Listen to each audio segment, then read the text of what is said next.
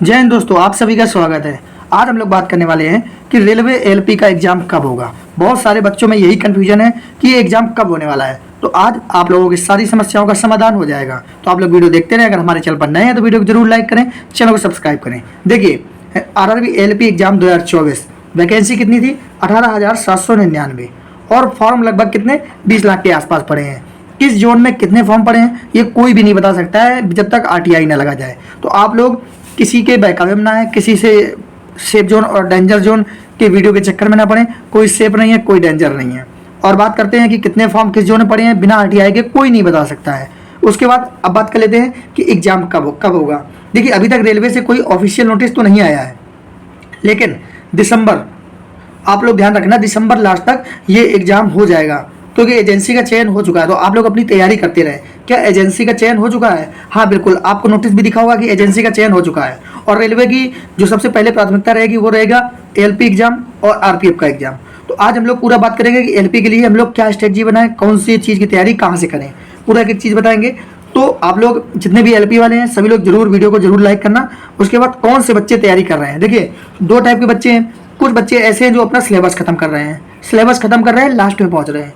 और कुछ बच्चे ऐसे हैं जो डेट का इंतजार कर रहे हैं।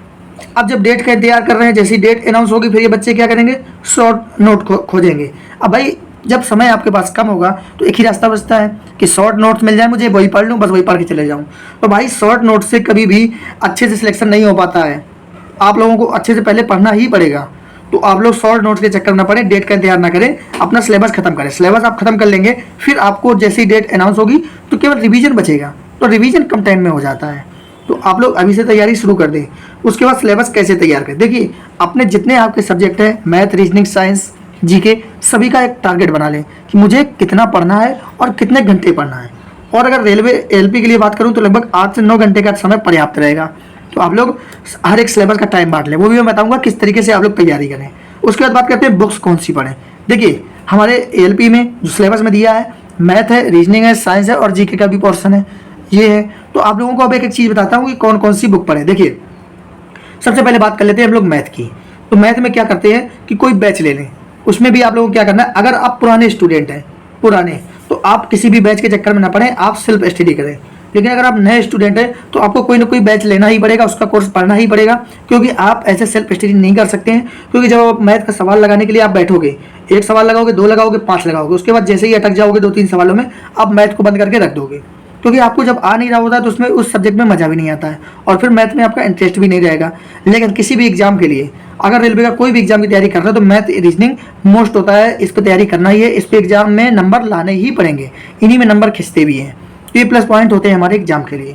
तो आप लोग नए या पुराने स्टूडेंट हो उस हिसाब से कर लें, कोई बैच ले लें। पुराने स्टूडेंट सिर्फ प्रैक्टिस करें। यूट्यूब पे इतने सारे प्रैक्टिस वीडियो पड़े हैं, आप किसी भी चैनल का मैथ का वीडियो खोलें और प्रैक्टिस करने लगे, कोई भी टॉपिक का वीडियो खोलें, प्रैक्टिस करने लगे। उसके बाद पुराने स्टूडेंट के लिए सेल्फ स्टडी बेहतरीन ऑप्शन है। सेल्फ स्टडी से आप जितना कर पाओगे उतना नंबर नहीं ला पाओगे, तो आप लोग सेल्फ स्टडी करें। उसके बाद बात करते हैं बुक कौन सी पढ़ें। देखिए अगर आपने कोई बैच लिया है तो उसमें आपको प्रैक्टिस या कुछ ऐसे क्वेश्चन अवेलेबल कराए जाते होंगे चैप्टर में, आप उन्हीं की बार बार प्रैक्टिस करते रहे। ऐसा नहीं है कि आपको नए नए क्वेश्चनों की जरूरत है।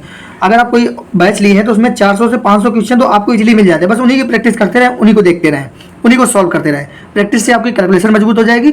और ये 400-500 सवाल हर एक चैप्टर के लिए बहुत ज़्यादा होते हैं। एलपी में जितने भी पूछे जाते हैं वो हमारे बेसिक क्वेश्चन होते हैं। तो आप लोगों को कोई भी समस्या नहीं आने वाली है। उन्हीं क्वेश्चनों की बार बार प्रैक्टिस करते रहे। ज़्यादा किताबों को चक्कर में ना पड़े। 100 किताब पढ़ने से अच्छा है कि आप एक किताब को 100 बार पढ़ लें। आप लोग ध्यान रखना ये फार्मूला, 100 किताब की अपेक्षा आप एक किताब पढ़ें 100 बार। आप देख लेना आपको कितनी जल्दी सक्सेस मिलेगी।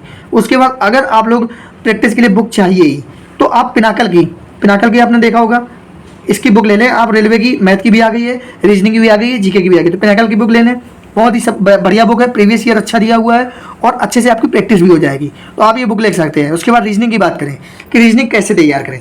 देखिए रीजनिंग का कोई भी बैच लेने की आवश्यकता नहीं है। अगर रीजनिंग का बैच लिया तो आप टाइम वेस्ट करेंगे।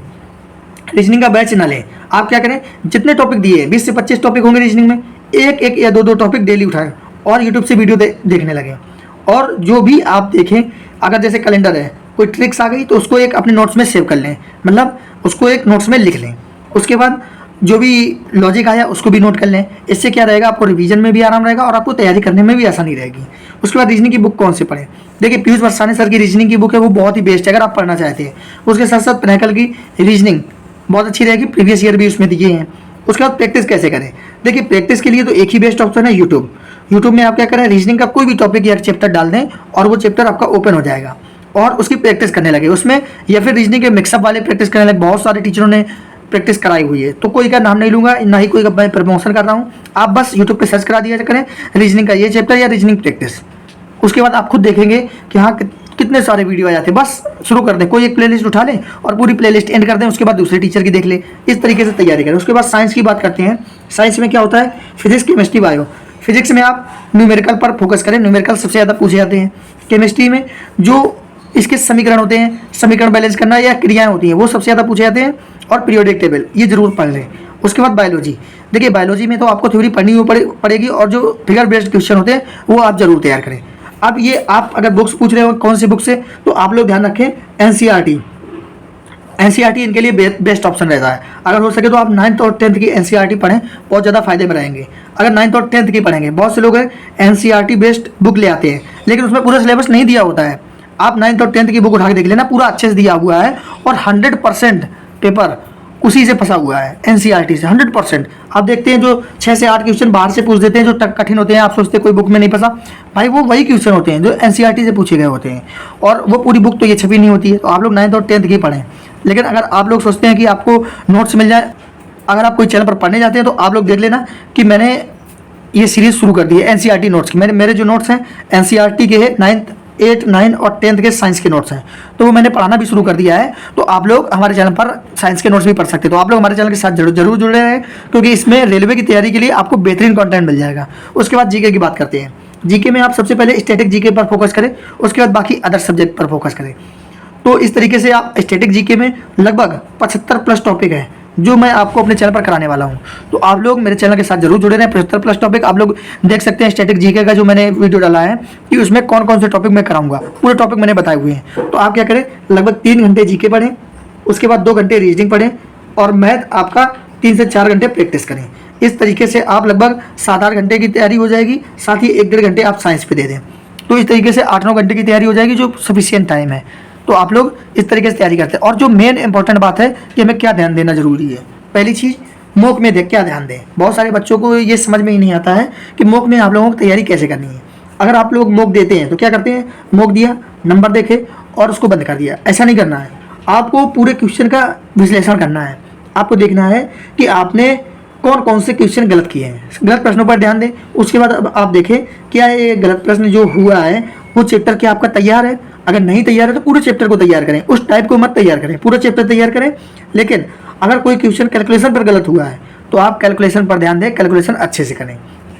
उसके बाद मॉक टेस्ट में स्किप करना सीखें। ऐसा नहीं कि एक ट्यूशन खोलें उस पर ही लगे रहें, उस पर ही लगे रहें, टाइम बर्बाद नहीं। आपको एग्जाम जैसा करना है कि अगर वो आ रहा है तो ठीक, नहीं तो तुरंत स्किप कर दें, उसको बाद में देख लेंगे।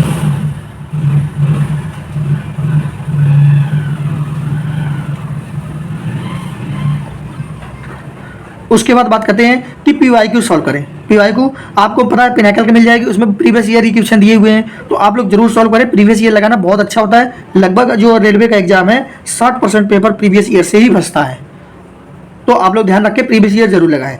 उसके बाद रिवाइज करते हैं। बहुत सारे बच्चे क्या करते हैं, 5 चैप्टर पढ़ लिए हैं, उसके बाद जब 6वें 7वें चैप्टर पहुंचते हैं तो ये वाले पढ़ना छोड़ देते हैं। ऐसा नहीं करना है, आपको ये पिछले चैप्टर रिवाइज भी करना है और आगे बढ़ते भी रहना है। इस तरीके से आपका पूरे सब्जेक्ट पर पकड़ बनी रहेगी। उसके बाद मैथ में प्रैक्टिस जरूरी।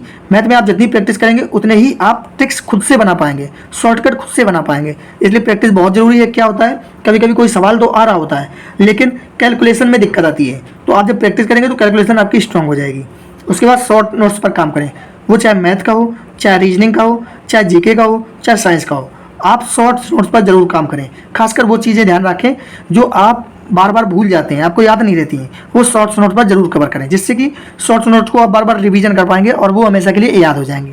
तो ये थी हमारी रेलवे एलपी के लिए स्ट्रेटजी। तो आप लोग क्या करें, बढ़िया से इसके लिए तैयारी करते हैं। और मैंने कैसे निकाला था एग्जाम, भाई मैंने इसी तरीके से रेलवे का CBT 1 दिया था। CBT 1 भी क्वालिफाई हुआ था, आप लोग देख लेना, चैनल पर वीडियो पड़ा होगा। लेकिन कुछ आप जब CBT 2 हुआ था तो उसमें जो पार्ट बी था, तो पार्ट बी में 1 नंबर से मेरा कम रह गया था, जिसकी वजह से मैं सेलेक्ट नहीं हो पाया था। तो पार्ट बी में थोड़ी सी समस्या आ गई थी। तो आप लोग बिल्कुल मेरे साथ तैयारी करते रहे, हम लोग भी आपके साथ तैयारी कर रहे हैं और अच्छे से इस एग्ज़ाम को क्रैक करेंगे। तो आप लोग जरूर कमेंट करें, लाइक करें, सब्सक्राइब करें। कमेंट में आप लोग लिखें क्रैक एलपी एग्जाम 2024, जरूर कमेंट करें। मिलते हैं इंग्लिश स्ट्रेटजी के साथ। सभी को जय हिंद।